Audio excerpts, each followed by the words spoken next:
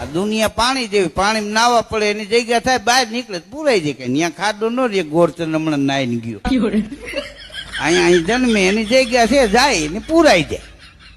હા, એટલે મોટા મોટા પૂતળા ચોકમાં મૂકે છે.